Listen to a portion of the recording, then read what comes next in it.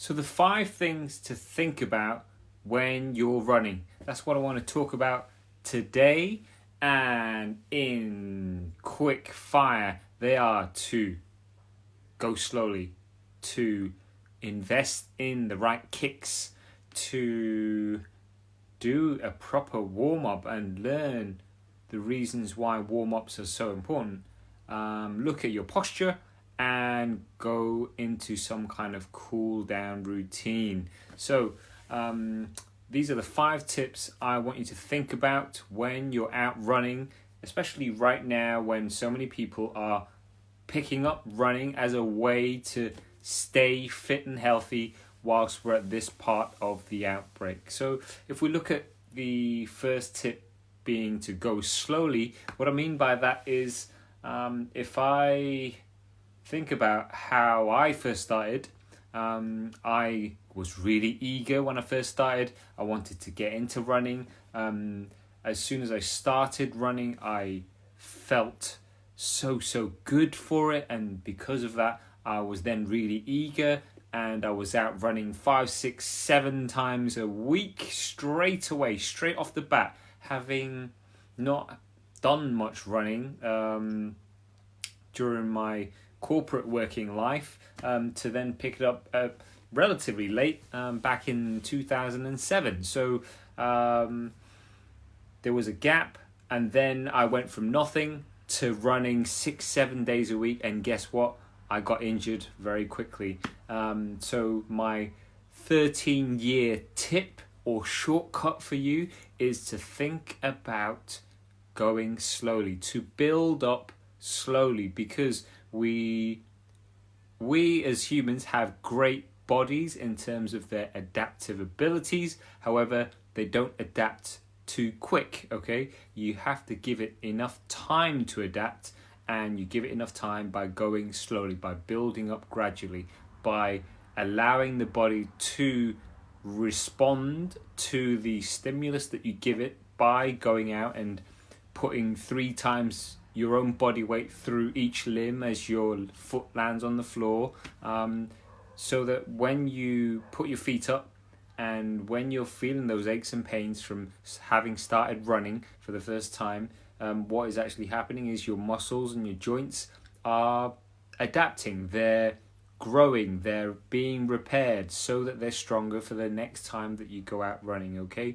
Don't make the mistake that I made, which was to do too much too soon, and then I had shin splints, I had ITB issues, I had really sore hips. I then had to pay for hundreds if not thousands of pounds worth of physio, chiropractors and other specialists to try and fix this problem, whereas, you know, they all pretty much told me the same thing, which was, Mike, you're just doing too much too soon, okay? So hear it from me as well. Don't do too much too soon. Build up gradually, listen to the body and your bank balance will thank you for it in the long run, okay? Because there's so many runners out there that I'm seeing that right now, more runners than ever out on the streets. And it's great to see.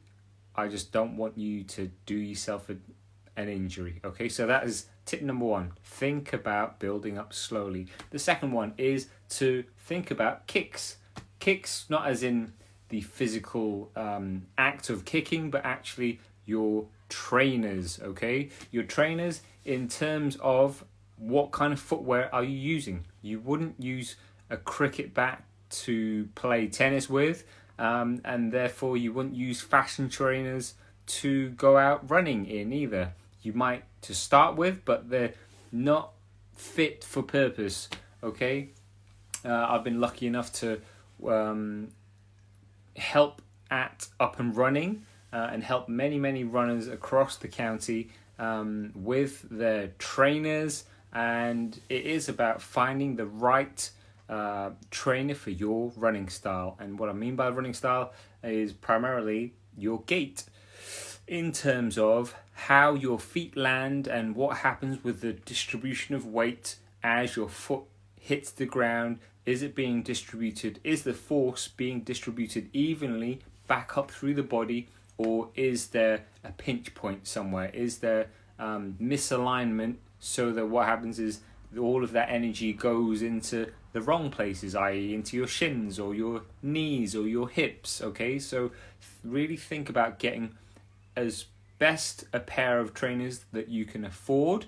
And what I mean by best is the best for your running style. It's not about getting the most expensive. It's not about getting the ones that only come in black. It's actually about getting the right pair of trainers that fit your running style, that fit your shoe or foot shape and foot size. And then, yes, you can look at, you know, what color it is and what brand it is and stuff like that. I'm not going to recommend any specific brands. It really does vary from person to person, but invest in the best that you can afford, okay?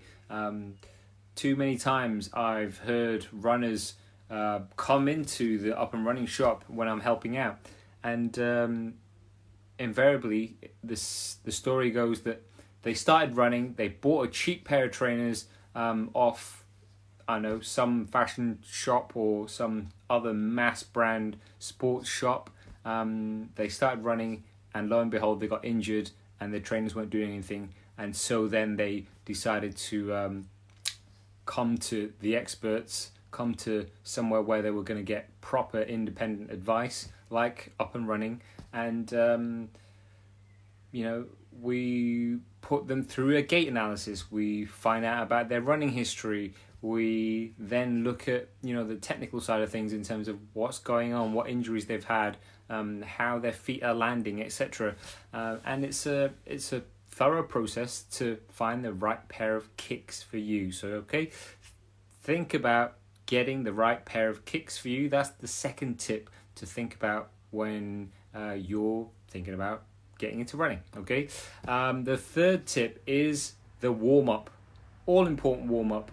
The warm-up is not the mini stretch that you do with 1 foot behind your bum before you leave the house and then go for your run, okay? A warm-up is meant to prepare the body for warming up.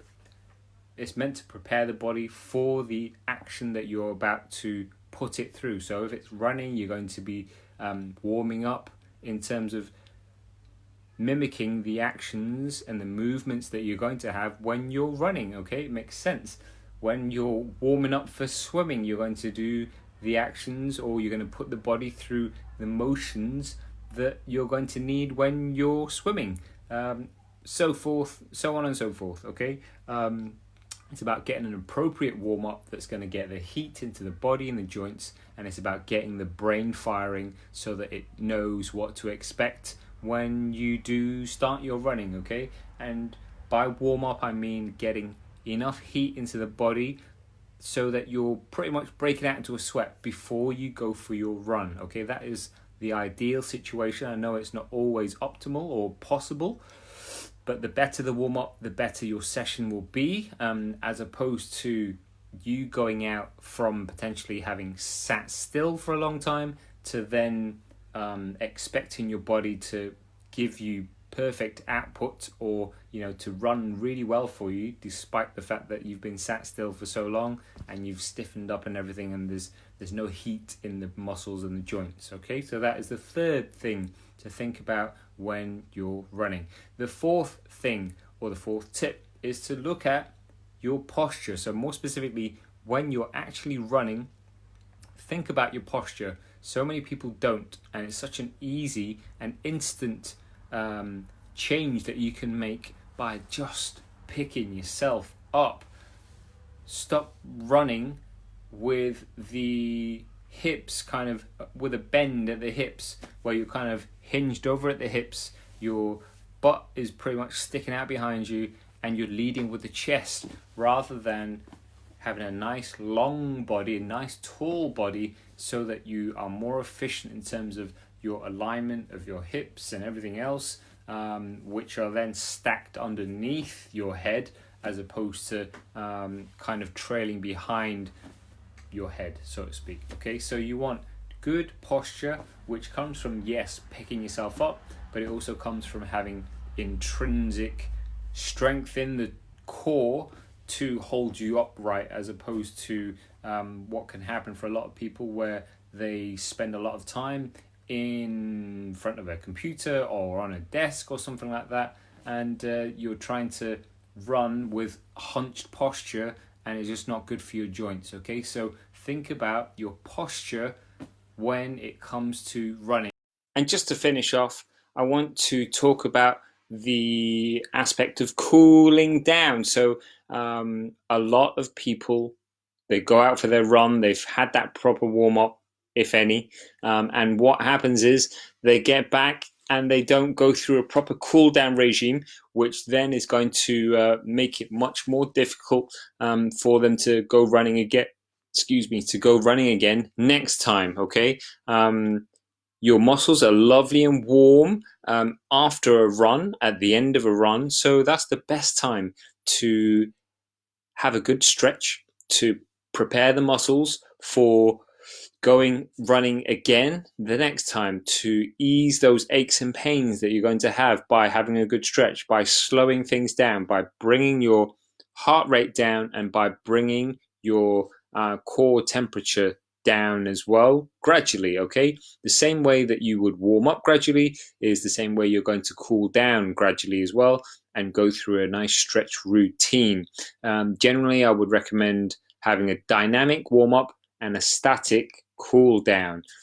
So yeah, you're moving, but then ultimately you want to be holding stretches for at least 15-20 seconds as a bare minimum, and really get into those aches and joints and those muscles ultimately that have worked well for you. So they are the 5 things I'd like you to think about when it comes to when you're running, to stay fit, to give you some sanity, and to just give you that important me time right now. So I hope that was of help. If you've got any questions, then let me know. And yeah, happy running.